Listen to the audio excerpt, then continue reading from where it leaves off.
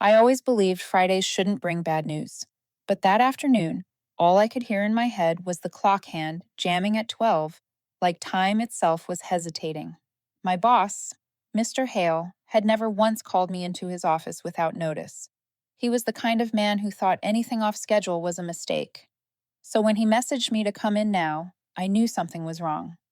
His office sat on the 32nd floor of Lunaris Energy Systems, a glass monolith overlooking Seattle Bay. From his window, the city lights shimmered on the water like 1,000 unblinking eyes. At Lunaris, they called that the light of success. I called it surveillance. Mr. Hale stood with his back to the window.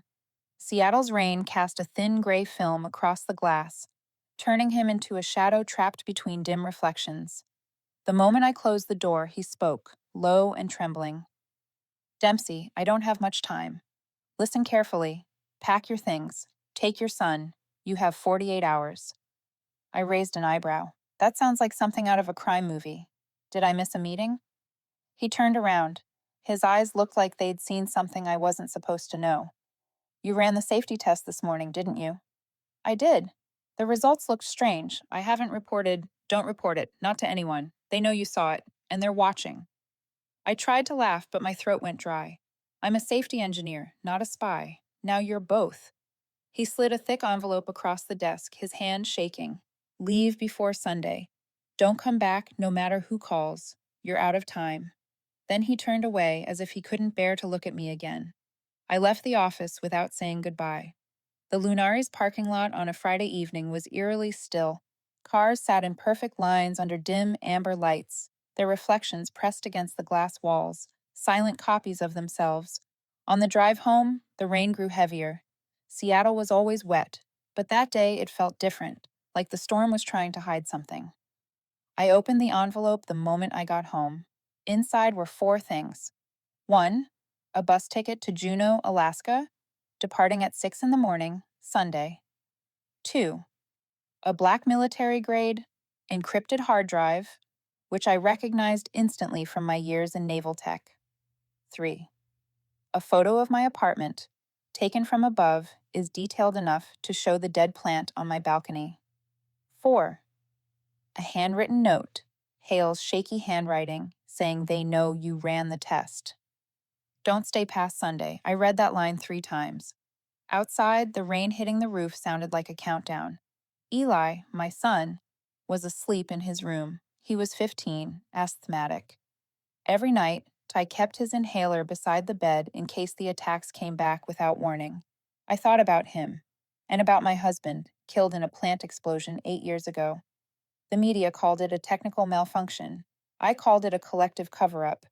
Maybe that was why I became a safeties engineer, to make peace with a world that never told the truth. I placed the hard drive on the table, small, black, cold. It reminded me of my husband's hand the day he died, stiff like metal, cold like an unspoken truth. I didn't know what was inside, but part of me wanted to find out. The other part wanted to throw it into the ocean. I poured myself a glass of cheap wine, the kind you buy at a grocery store when life's too exhausting to care about taste.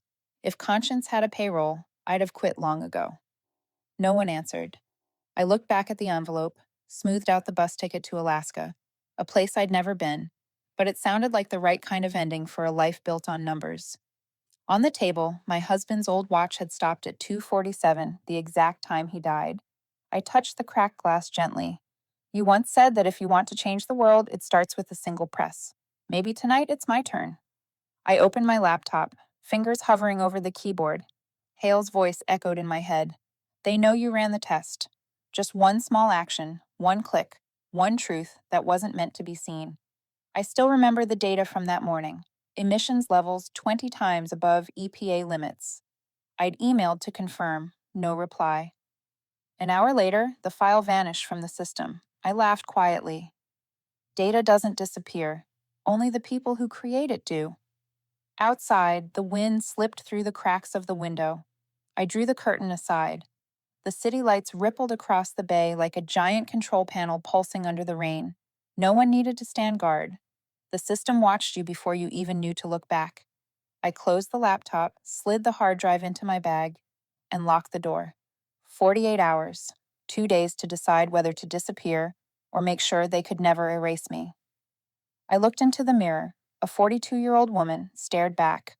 Tired hair, clear eyes. "This isn't failure," I whispered. "It's an opportunity.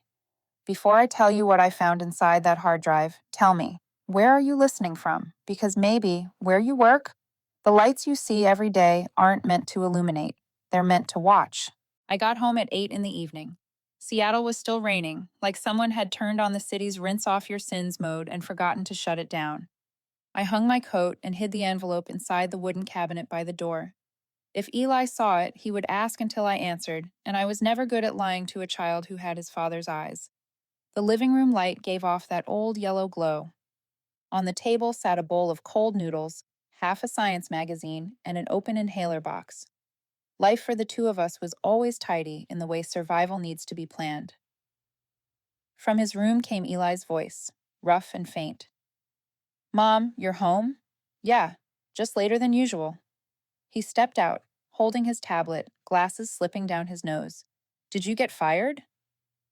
I smiled lightly. "Not yet. But maybe soon, then you'll have time to make breakfast. Your omelets are great." He coughed a few times and grinned, like he'd just won a chess match.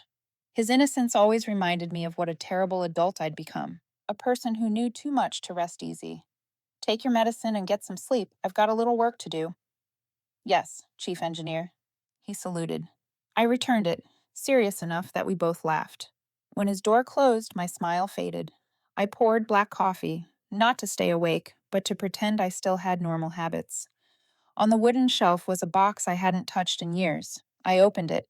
Inside were my husband's death certificate, an old newspaper clipping that read, "Unusual industrial accident at Calden Steel," and a letter I never sent. The press called it a technical failure. I called it a fabricated report. I'd read the entire file back then. The safety valve had been shut off remotely to boost furnace output. They blamed a software glitch. I knew it was a year-end bonus decision. My husband died, and I stayed silent. I had Eli, bills, and the fear of being labeled a saboteur. Silence is the cheapest choice when you're broke. But that night, standing before the factory ruins, I made a vow. If I do my job right, maybe someone else won't have to die like he did. That was why I became a safety engineer, not because I trusted the system, but because I wanted to make it a little less deadly. I began to pack. One suitcase, a few clothes, the inhaler, documents, and Eli's small photo album. Hale's hard drive went into a cloth pouch beside my old Navy multi-tool. "Conscience doesn't pay a salary," I muttered, "but it always demands a receipt." Eli peeked out of his room, squinting. "You said something?" "Just arguing with my conscience." "Did it talk back?" "No, but at least it didn't throw a system error." He laughed. The sound of a child's laughter, the only thing still clean in this house. I opened my laptop, my face stared back in the reflection, tired yet unnervingly alert. I tried logging into Lunaris' system. A message appeared. "Your account has been temporarily suspended for security reasons." That was fast, I said, half amused, half bitter.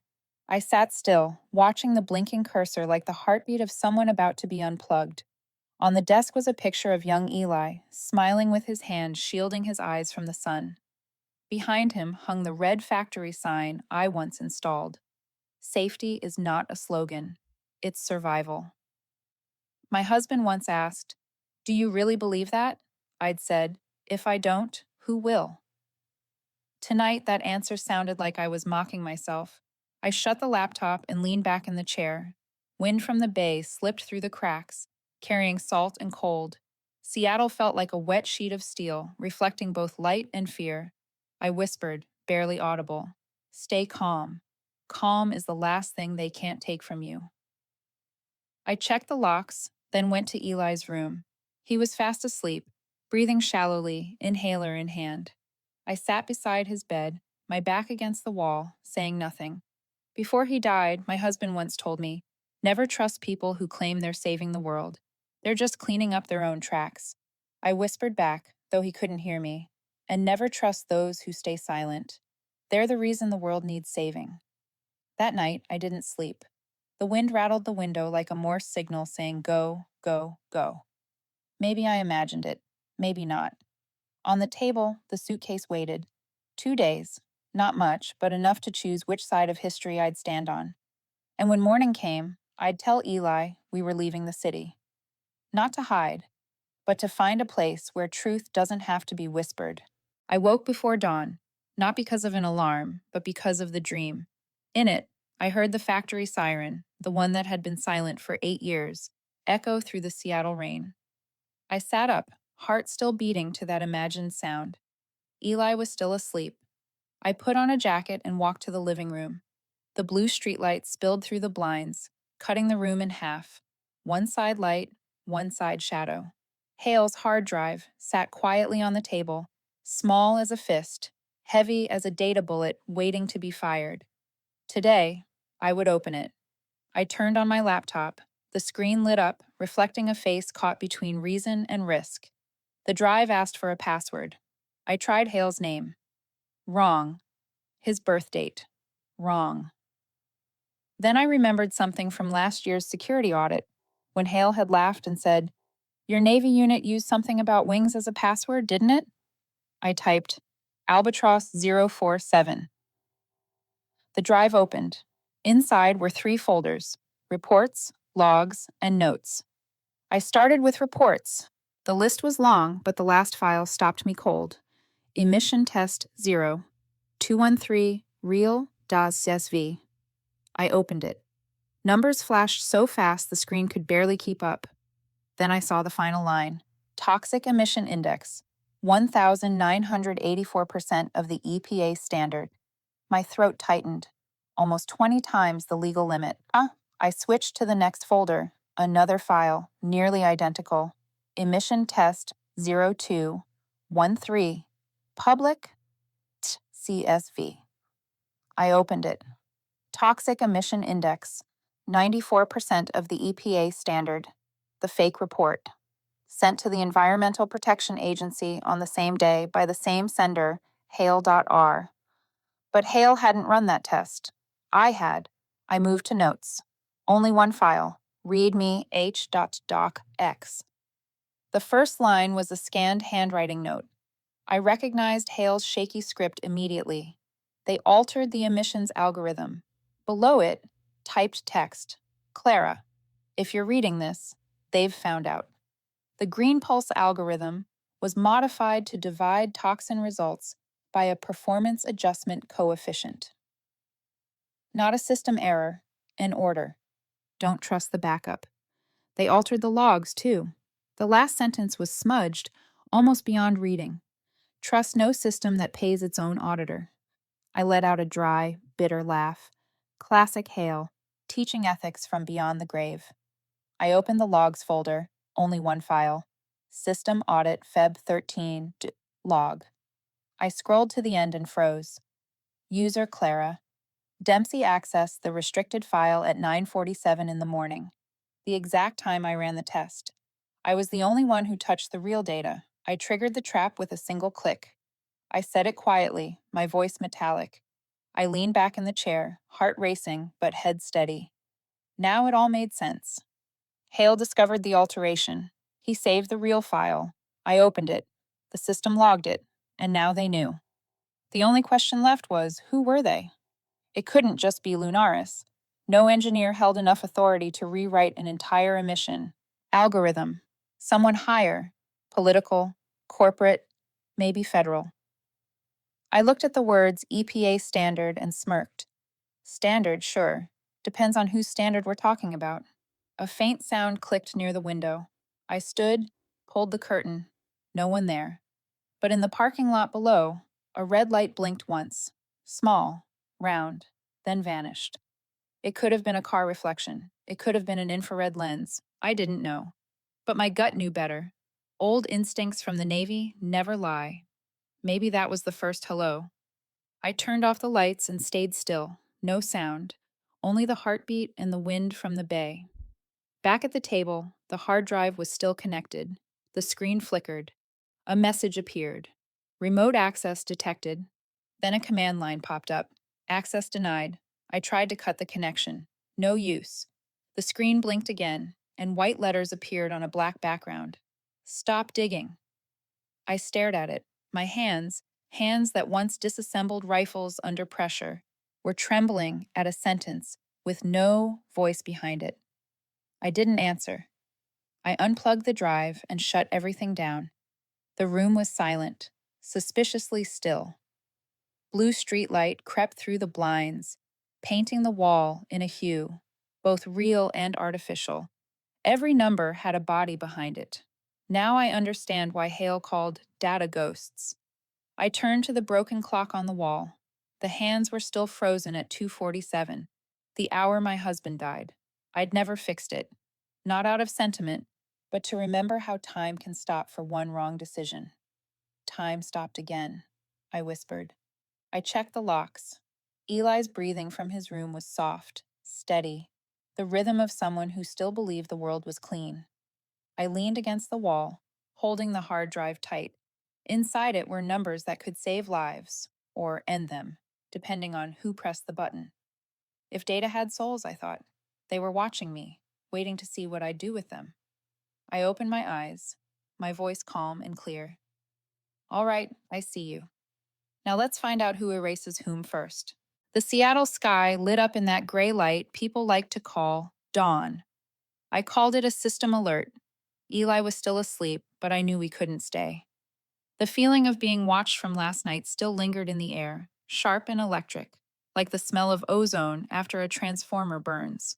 I pulled the curtain aside and looked down the street. A black SUV was parked 2 blocks away, no license plate, tinted windows. Through the fog, I could still make out 2 figures inside, motionless, silent, staring straight ahead. I exhaled slowly. So, we have an audience. I opened my laptop. No signal could be traced back to me. I wiped every locator, jammed the internal network, and blinded Lunaris' servers for 30 seconds. Hale's hard drive was re-encrypted, split into 3 fragments disguised as shopping list 1, 2, and 3. I sent 2 copies to old military network addresses that hadn't been active in years. The third I kept, for when everything collapses. In this game, backup isn't precaution, I muttered. It's survival. I changed clothes, slipped the hard drive into my coat pocket, and touched Eli's shoulder. Wake up, sweetheart. Let's go see the snow. Seattle doesn't get snow, Mom. Today's an exception. He smiled, half asleep. I didn't.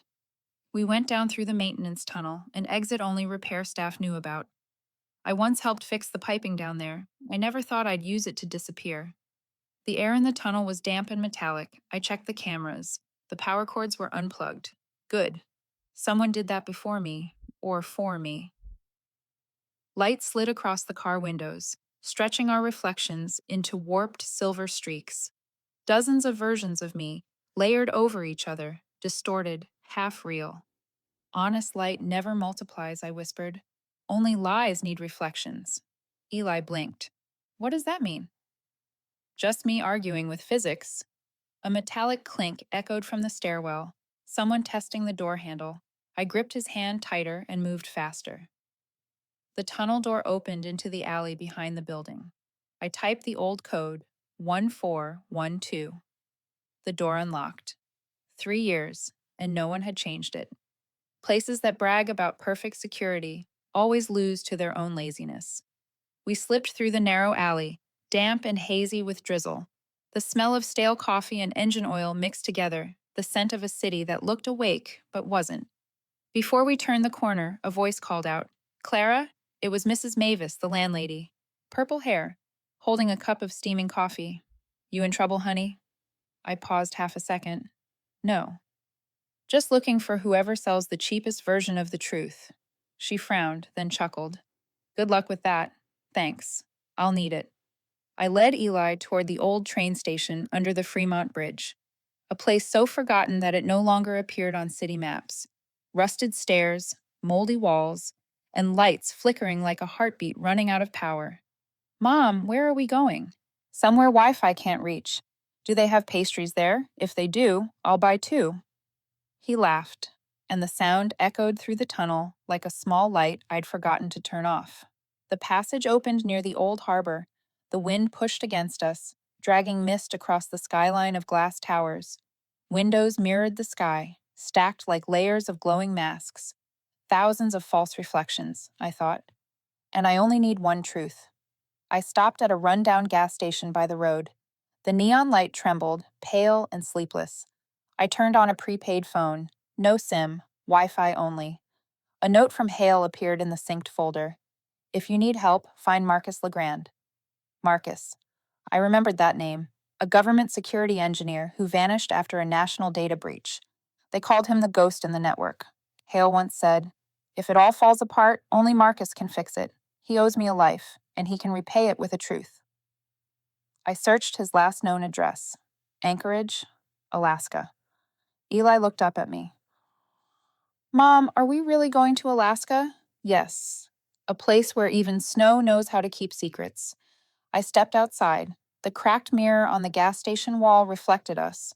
A tired woman with steady eyes. A boy holding a red backpack. Two figures caught between a world of truth and imitation. I looked at our reflection and smiled faintly. "They think they're chasing me," I murmured. "But I'm the one hunting them, through every pane of glass." We boarded the first northbound bus. I sat by the window. The air smelled of salt and engine oil. Seattle faded in the rearview mirror, a city of light, of surveillance, of people who believe they're safe only because they don't know any better. I pressed my hand to my coat pocket where the hard drive rested, heavy as a promise. They have money, power, and glass walls that reflect everything, I thought. But I have two things they can't buy: time and a reason. The bus crossed the bridge and plunged into the thick fog. The lights on the water shimmered like 1,000 eyes watching. I stared back, calm, unblinking. "Watch all you want," I whispered. "I'm still here." Anchorage doesn't welcome anyone. It just tests whether you can survive its cold. Snow covered everything: cars, signs, even promises. I picked a diner that stayed open 24 hours a day near the bus station, where the coffee was always old, but the rumors were new every hour. Eli sat by the window, wearing headphones, pretending to watch cartoons. I placed an apple pie in front of him. "Two of them," I reminded him. He smiled, and I tried to believe there would be more smiles like that. The door opened. Wind came in first, then Marcus Legrand. He was still tall, still carried the stance of someone who used to wear a uniform, but now with the fatigue of a man who'd believed in too many right things. Heavy coat, wool hat pulled low, stubble from days without rest. His eyes swept the diner, counting exits by instinct. He sat across from me. For a few seconds, we were silent, like two soldiers from different wars recognizing the same silence. "Been a while," I said. "Too long," he answered, pouring coffee. "I thought you'd forgotten Alaska doesn't have summers." I shrugged. "People say the coldest place is the Arctic. They've never been here." Marcus gave a short, dry laugh. "I used to write about justice. Now I write recipes. Safer that way. I thought you hated cooking. I hate being hunted more." He took a sip. "And I've gotten good at pretending I'm fine." I looked at him and said what I came to say. "You owe me one. Yemen." His cup froze midair. In his eyes was a mix of guilt and gratitude. "You pulled me out of that blast," he said quietly. "But debts shouldn't be collected on storm days." I placed the hard drive on the table, wrapped in a dark cloth. "It's only snowing today." Marcus stared at it like a box that could read his thoughts. "If I open this, we step off the map. I know. But you've lived most of your life off the map." He sighed, removed his gloves, and plugged the drive into his laptop. The screen lit up. Folders appeared. Reports, logs, notes. "Hale's signature," he said, spotting README H docsize. "Read it later," I told him. "Start with the data." Marcus opened emission test 0213, real, CSV. The numbers poured down like hail. The last line made him stop. Toxic emission index, 1,984% of the EPA standard. He switched to emission test 0213, public CSV. Toxic emission index, 94%. The air grew colder. "How long have they been doing this?" he asked. "Long enough for it to become a habit," I said. and confident enough to think no one would ever check. He opened System Audit Feb 13th log and read the line: User Clara Dempsey accessed the restricted file at 9:47 a.m. His eyes darkened. They framed you. I triggered the trap with one click. Marcus folded his hands. I once had a source, he said. She vanished after trusting me. I don't plan to repeat that. Neither do I. But I won't let my son grow up in a country where auditors are paid by the people they audit. Marcus looked at Eli, and something softened in his expression. Some reasons don't need explaining, they just need to be seen. He read README stocks at the line they altered the emissions algorithm. He cursed under his breath. At Don't Trust the Backup, he gave a short, bitter laugh, the kind people make when meeting an old enemy again. Do you know who's behind it? I have a few names, but I won't speak until I have proof. I work in safety, not speculation. Good, he said. I work in stories. I don't write unless I know who survives to read them. Marcus pulled a worn phone from his pocket and connected it. I'm building an offline sandbox, he said. If anyone touches this, the system bites back. I like things that can defend themselves, I said. He glanced up. People, too. The waitress came over with refills. More sugar? She asked. I'd like more justice, Marcus said. She smirked. Sorry, we ran out last year. I laughed. He did too. The sound hit the table like two small stones, enough to sink in, not enough to drown. Then his tone shifted. Clara, I'm helping you for 3 reasons. 1, you saved my life in Yemen. 2, this is too big to pretend we didn't see it. 3, that kid deserves a world where people still feel ashamed when they lie. And reason number 4? I asked. 4, I'm sick of writing about onion soup. I smiled. Then let's cook something different. On one condition, Marcus said quietly. From now on, 3 rules. No calls, no texts, no trusting backups. We keep only the minimum truth needed to bring the system down, not enough to hurt anyone outside it. Agreed. Public safety first. Integrity isn't for sale. He nodded. In his eyes was a light that only appears when someone who once gave up decides to fight again. All right, one last time. He stood. You and Eli need to leave Anchorage now. I'll draw the signal. They'll follow me. I didn't hire you to be bait. You didn't. I volunteered. He smiled faintly. I owe you, and this is how I pay it back. I looked at him longer than I meant to. You sure? No, he said. But I've made my peace with that. Eli pulled off his headphones. Mom? Yes, honey. This pie's really good. Can we take more? Of course. 2, like I promised. Marcus watched us, then pulled his hat lower. I'll send coordinates for the old northern relay station. When you get there, look to the sky. If you see 3 flashes, 10 seconds, then 1 flash. That's me. Morse code? I asked. Part nostalgia, he said. Partly because simple things are harder to fake. He divided the hard drive, 1 for me, 1 for him, and the final copy sent somewhere people still think hasn't been invented yet. I don't trust what lives above ground, I said. Good thing I stopped living there long ago, he replied. Marcus paused at the door. Clara, he said quietly, I can't promise everyone makes it out, but I can promise we won't be silent. I don't remember how to be silent anymore, I said. He smiled, gentle, tired, resolute. Good. Then it's time to tell the story. The door opened. Wind came in first again, carrying the smell of fresh snow and damp wood. Marcus stepped out, fading into the white, like a line of code erased from the world. I stood, packed 2 more pies, and left cash on the table. Eli's hand in mine was small and warm. Outside, snow kept falling, each flake thin as handwriting. Few, but legible. In my coat pocket, the remaining hard drive weighed like a vow. And somewhere out there, the man who once wrote about justice, then about soup, was writing himself back into existence. One last time. In Alaska, time doesn't flow. It fractures like ice beneath your feet, slow, cold, and warning. Marcus said every crack is a lie breaking open. I wasn't sure if I believed him, but here, everything sounded true, even fear. We were inside an old communications station deep in the Talkeetna Range. Once it had relayed satellite signals, now it was just broken cables and a few flickering LEDs. beating faintly like a dying pulse. Marcus called it the nervous system of the dark. He crouched over a mess of equipment, patching cables like reviving a dead vein. You know, he said, corporations fear only two things: truth and system failure. I'm about to send them both. Then let's start, I said. I want to know who made the system rot. The screen came alive. Streams of data scrolled, funding trails, contracts, internal memos, transaction sheets. One name appeared, clear as glass: Lunaris Industrial Safety Group, my former company. And right beside it, its main sponsor, the Green Tech Initiative. Marcus raised an eyebrow. Sounds clean. Any name with green in it should come with a warning label, I said. He traced the data flow, mapping the path of money. Transfers from Green Tech to Lunaris then dispersed through dozens of offshore shells. Some circled back, disguised as political donations. At the top of the structure was Senator Victor Collins.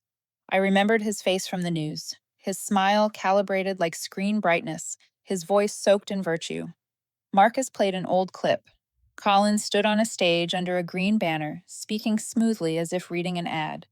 Sometimes, a necessary lie keeps the world running. The world who? I asked. Marcus smirked. That question deserves to be printed on money. The video kept rolling. Collins shook hands with Hale, my old boss, during the Green Tech and Lunaris signing ceremony, reducing emissions for a brighter future. I stared at the text and felt something tighten in my chest. Reducing emissions by faking them, I said. Marcus nodded. No one hates pollution more than the people getting rich from it. I opened another folder. Internal personnel logs. The name Sarah Linton jumped out. A young colleague who used to bring me coffee during late shifts. Clara, she once said, if conscience earned overtime, we'd both be rich. She used to laugh a lot. I never saw her laugh again after that day. In the access logs, the lines appeared like a confession. User S. Linton submitted the original emission report, February 13th, 10:02 in the morning, followed by System, File, overwritten by Management Directive. She submitted the real data, Marcus murmured, and they forced a replacement. I was quiet, and that fake version was what I saw. We found another file, HR compliance termination. Sarah's name was there. Reason: unauthorized data retention. Marcus frowned. A heavy sentence for doing the right thing. Her only crime, I said, was keeping the truth. That night, while Eli slept, I reopened my old inbox. A new email. Waited. No sender, no subject, just a title line. I thought silence would save me. I clicked it open. They came from Green Tech. They know about the real report. I have no choice. If you read this, don't trust anyone who calls themselves neutral. Neutrality is just a prettier way to pick the stronger side. Signed, S. Marcus stepped beside me, reading over my shoulder. He exhaled slowly. She knew they were coming for her, but still left this message. She was smart. I closed the laptop. She was brave, and she believed I'd read it. Marcus nodded. Then, she didn't die afraid. We worked through the night. The data web unfolded like a living organism, each thread connecting to a committee, a government grant, a shadow company. Collins's name appeared everywhere, tangled with other familiar faces. We're staring at the nervous system of power, Marcus said. And I'm the antibody, I replied. He gave a dry laugh, a terrifying but accurate metaphor. Then the screen flickered. A ping from a secondary satellite channel. Marcus checked it, his voice dropping. Someone's tracing the connection. Military relay, Washington, D.C. They found us? Not yet. But they smell the smoke. He yanked out the hard drive and powered everything down in one sharp motion. We leave now. I looked at Eli, sleeping, then pulled on his jacket. Where are we going? Somewhere no one would dare call safe, Marcus said. He gathered the papers, eyes scanning the window. Reflections streaked across the glass like layers of watching eyes. I used to think the worst enemy was deceit, Marcus said. Now I know it's the habit of deceit. I said nothing. Just watched the snow fall outside, slow and steady, like data slipping out of a collapsing system.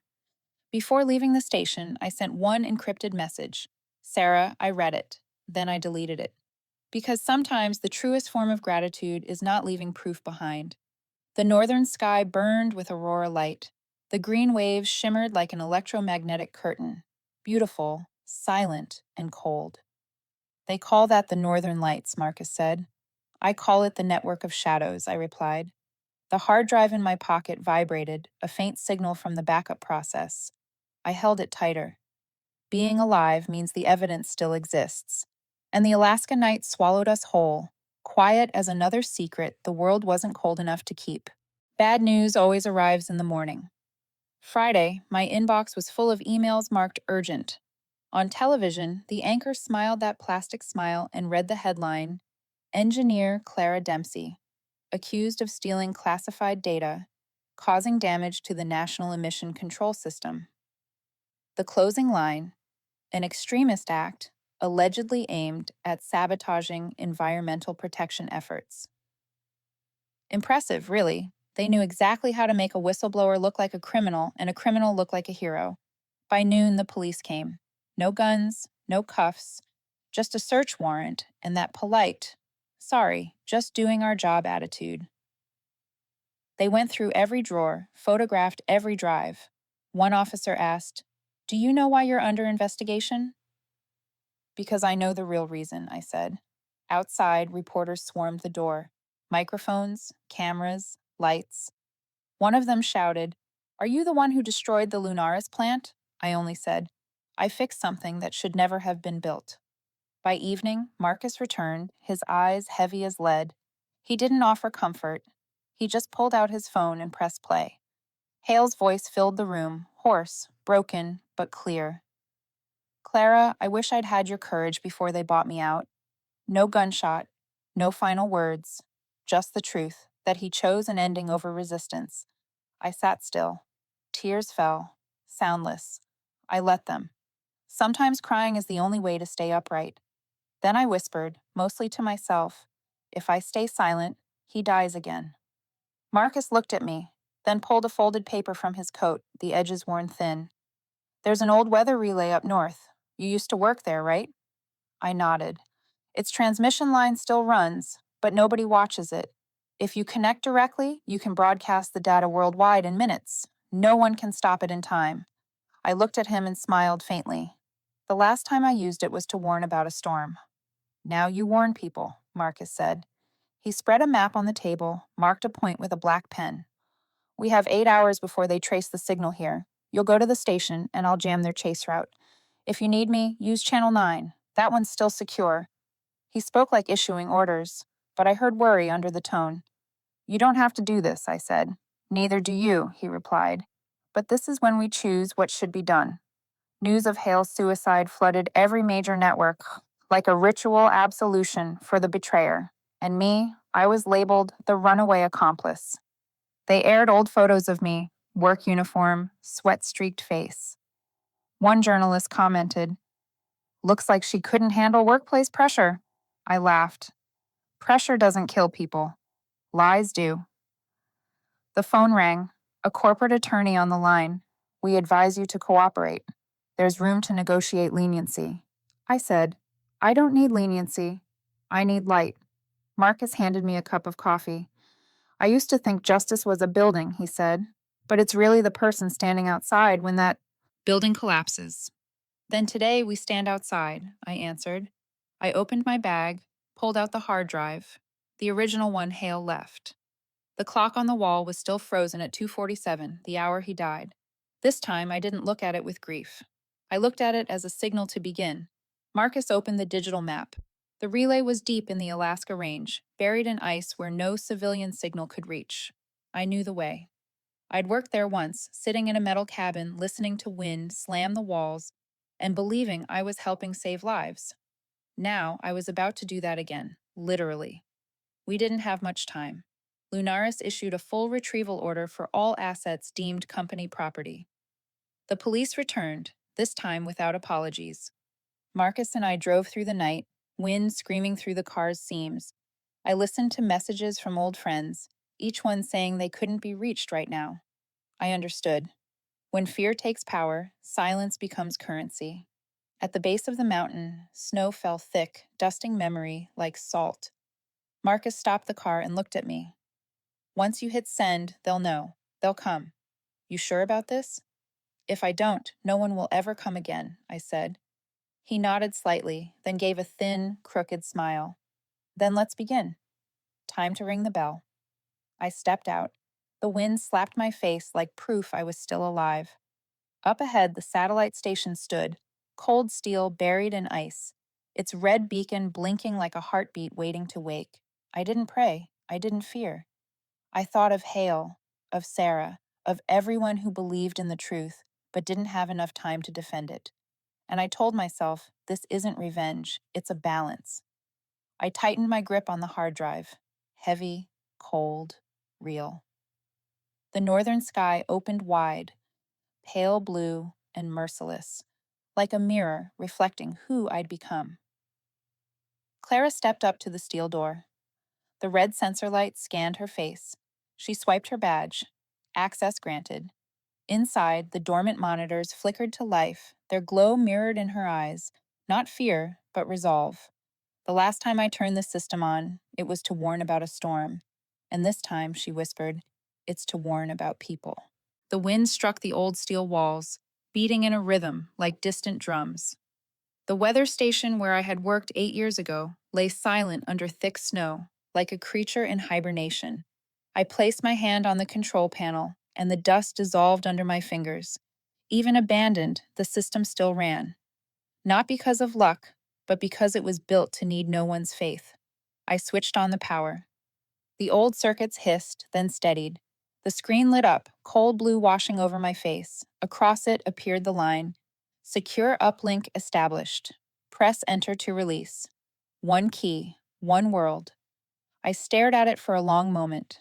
I didn't think about risk, only about reason, about Hale, about Sarah, about Eli. The one's gone, and the one I could not afford to lose. This is not failure, I whispered. This is opportunity. I pressed enter. For a second, nothing happened. Then the progress bars began to glow one by one, steady as a heartbeat. FBI connected, EPA connected, Interpol connected, Reuters, CNN, BBC connected. Each name lit up against the black screen like stars appearing in a snowstorm. Data packets streamed out, contracts, bank transactions, recordings, internal memos, hidden images. Everything they thought buried was now unearthed. Marcus sat beside me, the glow reflecting in his glasses. They're panicking. Collins just called his legal team. I guess they'll blame a hacker, I said calmly. No, this time they'll blame the software. Less offensive. Classic, I murmured. A red alert flashed across the screen. Incoming connection attempt. Source, Lunaris headquarters. They found the trace. I typed a response, rerouting the stream through 3 backup satellites. The system beeped, then the line changed. Trace blocked. Uplink stable. Marcus raised an eyebrow. You just wiped out their entire tech division with a 30-year-old keyboard. Not the keyboard, I said softly. A conscience with technical training. 30 minutes passed. The final bar reached 100%. On the screen, the last message appeared. Global upload complete. No fireworks, no cheers. Only the hum of the old heater and the faint scent of tea I'd brewed from melted snow. I turned on the small television. The signal flickered, then steadied. Every channel carried the same headline. Breaking news. Senator Victor Collins is under federal investigation. CEO of Lunaris detained. Audio clips played. Sometimes a necessary lie keeps the world running. That familiar line, now serving as his own eulogy. I watched the screen and took a sip of tea. That's my morning comedy show. Marcus smiled, tired but real. You just woke up the entire government. How does it feel? I didn't want them awake. I just wanted them to stop sleeping while others die, I said. Outside, the wind was quiet. Marcus turned to me, voice low. Did you release everything? No, I said. I only showed enough for people to see clearly. A few seconds of silence. Only the sound of boiling water. Then, Marcus murmured, now you're either a criminal or a symbol. I smiled faintly, like someone who'd just understood something. Symbols live on belief. I have to live on my son's breakfast money. That line belongs on a mug, he said. We packed quickly, pulled the hard drive from the system. The station stayed lit. One final message on the screen. Signal delivered. I stood by the window. The aurora rippled across the sky, green light spreading over the ice.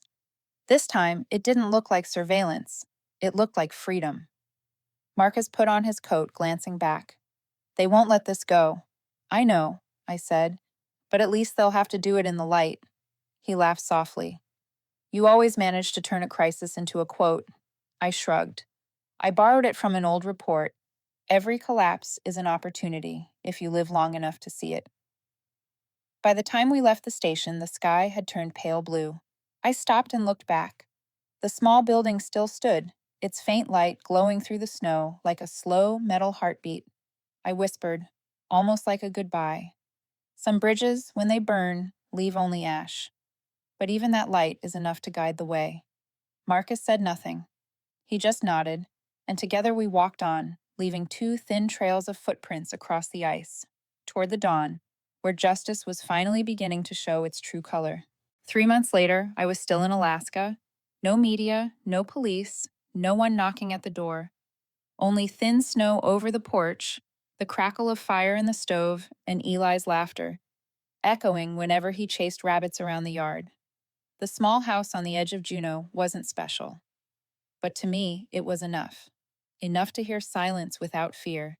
Enough to feel the world had stopped watching my every breath. The news still talked about Collins. He was caught trying to flee the country, charged with multiple counts. The anchor's voice was flat, as if reading an apology for an entire system. Senator Victor Collins has been taken into custody following federal indictments. I sipped my coffee and smiled. Some people spend their whole lives avoiding the light, I whispered, and end up falling because of it. That afternoon, there was a knock at the door. 2 federal agents, polite, pressed suits, holding brown folders. We're authorized to offer you and your son entry into the Witness Protection Program, the man said. You'll have new identities, a new start, and complete safety. I looked out the window. The pale light cut through a thin layer of ice, making everything look like it was melting slowly. Safety. I'd heard that word too many times from people who once told me everything was fine. I've lived half my life in silence because of fear, I said. I don't need another false name to keep doing that. The agent looked at me, started to speak, then stopped. He buttoned his coat and nodded. Then at least, be careful. Always am, I replied. Lunaris trained me well. That night, Eli and I baked pies. He sat on the table, face dusted with flour, humming softly. Mom, he asked, are the bad people gone now? I paused. No, sweetheart. They're just quieter. And that's enough. Why? Because when they're quiet, others can speak. And when others speak, you'll know what's right. He nodded and drew a little house with smoke rising from the chimney. On the roof, he scribbled, Mom and Eli's house. No bad people. I didn't correct his spelling. Some mistakes, when born from belief, deserve to stay. Night fell. No snow, just the faint glow of early dawn reflected on the glass. I sat by the window, coffee cold in my hand, listening to the old radio buzz. Energy corporations under investigation. 12 Lunaris employees confess. Then the announcer's tone softened, as if speaking to someone personally. A woman in Alaska is believed to have started it all. Her name has not been revealed. I smiled, not out of pride, but because at last, I was anonymous for the right reason. In the morning, Eli ran out, jacket half zipped, pointing to the sky. Mom, I hear a helicopter. I looked up. A small one cut across the mountains, shrinking into the clouds. Maybe someone's out there trying to do the right thing, I said. A bad guy? No, just someone who finally remembered they have a conscience. He nodded like he understood, then ran off again. By afternoon, Marcus sent an email. The bridge burned, but at least we know how to rebuild. I replied, not everything should be rebuilt. Some bridges are meant to stay ashes. I burned this one on purpose. I closed the laptop and stepped onto the porch. The sky opened in a soft shade of blue. Light spread across the glass, melting the last of the snow. I took a sip of coffee, the bitterness blending with the cold air. No fear left, only the clear knowing that truth doesn't save anyone. It only shines, and we have to walk by its light ourselves. If you're listening to this story, ask yourself, how many times have you seen something wrong and stayed silent? How many times have you compromised just to live peacefully in someone else's shadow? If my story makes you think differently, even a little, about honesty, subscribe to the channel and tell me where you're listening from. Because somewhere out there, someone else might have just received an envelope and their clock has started counting down.